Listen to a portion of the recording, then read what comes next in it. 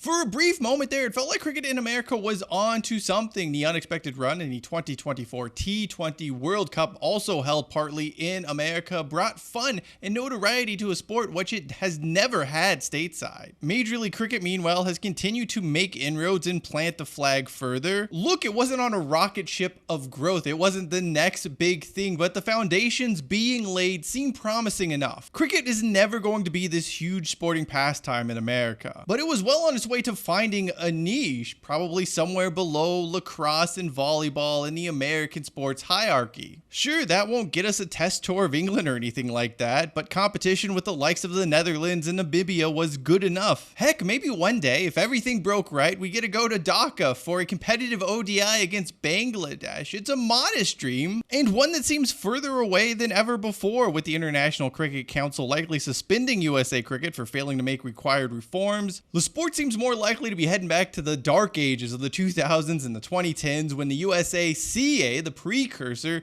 to the USA Cricket setup, spent its time getting suspended, making a bunch of changes, gaining reinstatement, doing dodgy things once more, and then getting suspended by the ICC again. Before I continue, I do want to shout out Peter Della Penna and Aman Patel, who do an exceptional job covering cricket from an American's perspective. They are great. They are far better than I could ever hope to be. I'll link to them both in the video description below, but if you are interested in United States cricket and even the slightest, be sure to check them out. Well, I can't match their depth of coverage. What I can do is give you that straight dope, and the straight dope as it relates to cricket in the United States right now is that the entire thing is a disaster, and it is a disaster because of grossly incompetent, selfish leaders, namely current USA Cricket chairperson of the board, Venu Pasiki. Venu Pasiki is a liar. Now, I know what some of you are saying. That's a risky thing to say. Aren't you worried about putting it out there? Aren't you worried about being sued?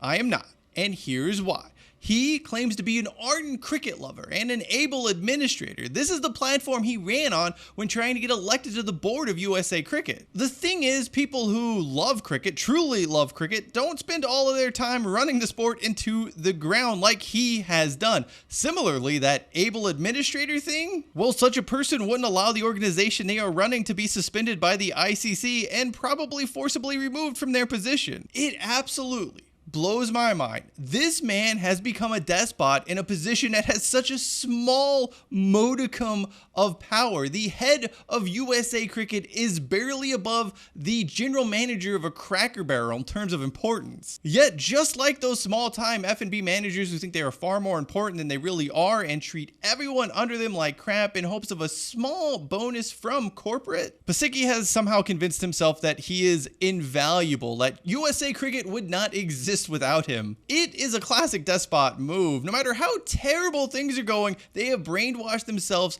into believing they are the only ones capable of being in charge. Sure, the population is starving and the countryside is on fire, but just think, everything would be much worse if I wasn't around. The thing about USA Cricket, though, is no, it literally cannot get any worse. You could have an upturned mop with a bucket on its head leading this ship, and it would be far better off. American cricket went from promising future to problematic present in no time flat, and it was all the fault of Pasiki and his cronies on the board, failing to do anything with the USA men's and women's cricket teams after the success in that T20 World Cup and the notoriety the sport had gained domestically, failing to carry out basic duties like promoting the team in sport before, during, and after the tournament. Things you know that would have made the team, the national team setup, more appealing to sponsors. By the way, when is the next USA Cricket match? Men's, women's, doesn't matter. Don't go to the USA Cricket website to find out because the schedule there still thinks it's 2022. Now those running USA Cricket are butthurt because Major League Cricket stopped providing them with funding.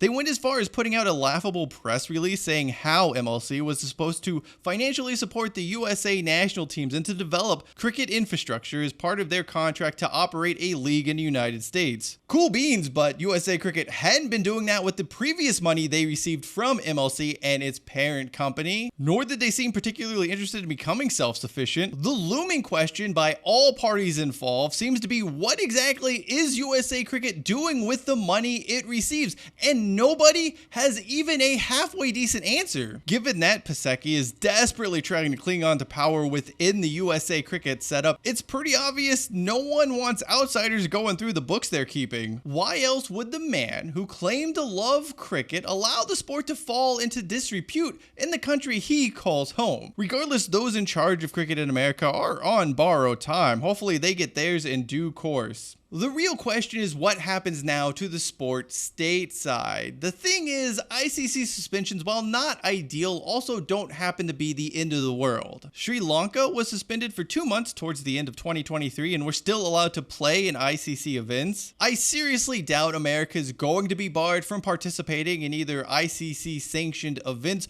or the Olympics. Too many people running the sport are invested in achieving some sort of success in the United States, and that only happens with a national team that's out there, that's playing games. No one's giving our men's and women's and youth teams the boot, but it is safe to say we might be on thin ice. To that end, what USA Cricket needs more than anything is leadership with a vision. Someone who not only understands the sports, but the sporting dynamics in America. A body who can identify opportunities. A body who isn't afraid to think outside the box. Not folks claiming to love the sport, claiming to be able administrators. We need far more than that in America. USA Cricket cannot afford to have another chairperson and another board that's more interested in the prestige titles hole than the success of the sport itself. To that end, what American cricket needs is a leader, or ideally leaders who are capable of business while caring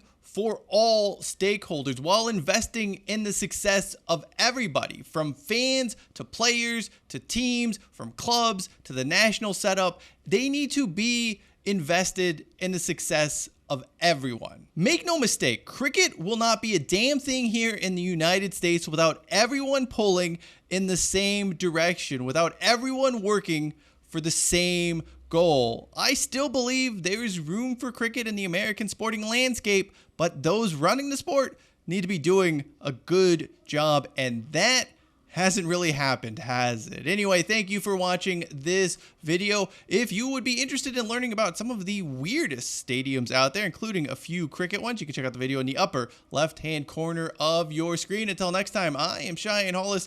This is the Touchback, and as always, hashtag take it out to the 25.